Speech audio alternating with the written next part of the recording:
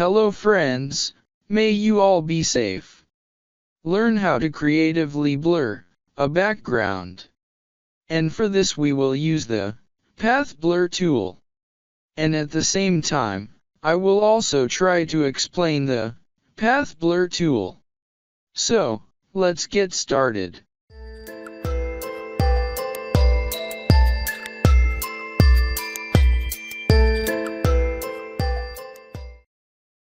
First, create a duplicate layer of your image by pressing Ctrl+J. And convert this layer to Smart Filters. Now go to Filter, Blur Gallery and pick Path Blur. This is its specified path. If we want to move it, we will press and hold the Ctrl key. Click an endpoint to select it. Clicking an endpoint selects that specific point on your drawn path, allowing you to move it, adjust its settings, or delete it. You will see 3 points in this specified path. A. Beginning point for the path, representing the origin of the motion. B. Curve point created while defining a path. A curve point is an anchor point added along the blue path line that allows you to bend the motion blur to follow curved, non-linear movement. C. Endpoint for the path, along with the blur amount wheel control. Dragging this endpoint extends, shortens, or curves the direction of the blur. First, in the Blur Tools panel, under the Path Blur section, specify whether you want to apply a basic blur or a rear sync flash blur. A rear sync flash blur simulates the effect of a flash fired at the end of an exposure. Here we will use the basic blur. As I told you about the 3 points of the specified path. Here, if we click on the endpoint to select it, double-click an endpoint to view the red blur shape guides. These guides provide granular control over the blur's direction, shape, and speed. Alternatively, select Edit Blur Shapes in the Blur Tools panel to view the guides. Drag endpoints to lengthen the blur path. It allows you to create directional motion effects. Lengthening the path makes the blur extend further across the image. Ctrl+click an endpoint to reduce its blur shape guide to 0. This quickly tapers or resets the intensity of the blur to a 0 pixel radius. Ctrl+click again an endpoint to return the same amount of pixels. Hover the mouse pointer near a selected endpoint to view the blur amount wheel control. With this, you can adjust the pixels of the up and down point's speed. Obviously, if you increase the amount of pixels, there will be more blur. And if you set it to fewer pixels, there will be less blur. Select the point in the middle of this specified path and move it to the left and give it a curve.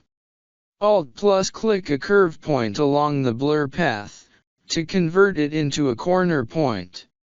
This allows for precise, non-linear motion blur, such as following tight corners. By enabling independent direction control for the segments on either side of the node, Alt+click a corner point to convert it back to a curve point.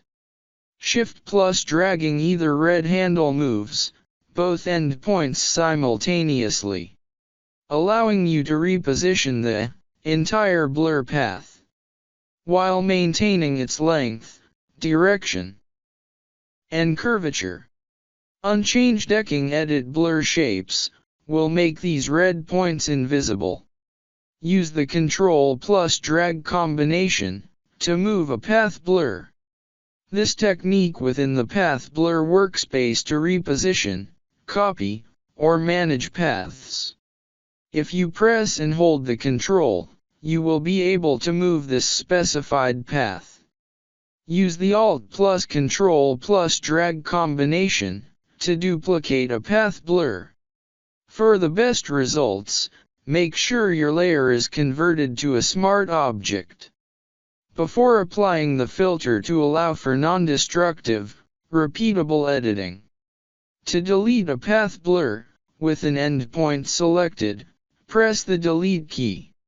Adjust the speed slider to specify the amount of path blur you want to apply to the image. The speed setting is applied to all path blurs in the image. Adjust the taper slider to specify a taper value. A higher taper value lets the blur trail off gradually. If necessary, deselect centered blur. You may want to deselect this option if you want to apply a more directed motion blur. Below here you will see 3 tabs. In the Motion Blur Effects tab, Strobe Strength determine how much blurring is displayed between strobe flash exposures. Strobe Strength controls the balance between ambient light and the virtual strobe flash light. Strobe flashes set the number of exposures of the virtual strobe flash light. No strobe effect is displayed if you set strobe strength to 0%. On the other hand, when you set strobe strength to 100%, strobe flashes are produced in full strength. But no continuous blur is displayed between flash exposures. In the Noise tab, you will see 3 options that you can use. If you increase the amount in grain, the image will appear grain. If you select Gaussian, the Gaussian noise will appear here. And if you select uniform, uniform noise will appear. It's up to you to apply whatever noise you want to the background. Here you can adjust its amount, size, roughness, color, and highlights. But I won't apply noise on this image here. If necessary, adjust the blur amounts at the endpoints. Optionally, adjust the blur shape guide. I give this specified path a curve. I make a duplicate of it and move it to the right. I make a path on her hair. I will continue to give a path as her hair is blowing. To understand how much we can blur the background. Now we blur the path on the right further from the endpoint. And the same blur we do with the path going left. Now we will click OK. But this will cause the entire image to become blurry. We'll have to make a mask here to deal with this. Then select the brush tool and set the brush hardness to 0%. And it is important that your foreground color is black. We will set the brush opacity to 100%. Flow to 25 or 23%, and smoothing to 10%. Now start applying strokes with the brush on the areas that you don't want to blur. As you can see, the model should not be blurred from the inside. Applying brush strokes will make the model's face and lower body clearer. The face is clear, but the hair on the outside is blurry. Here we will increase the flow amount to 30%. This will give you better results.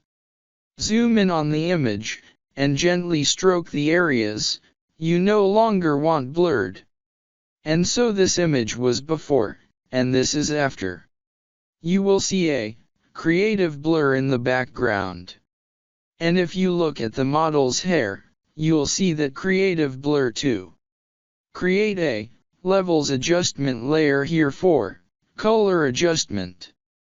Press Alt and click on Auto. And we'll check out Find Dark and Light Colors. And we'll also check the Snap Neutral Midtones and click on OK. And from here we will clip this layer, so that it only affects the layer below. If you don't clip, the effect will be on both lower layers. Try enabling and disabling the Levels Adjustment layer. Now we see the original image here. And enable the layer with Path Blur. We also did Auto Color Correction with the Levels Adjustment layer. I hope you like this video. If you like the video, please like and subscribe. Thanks for watching.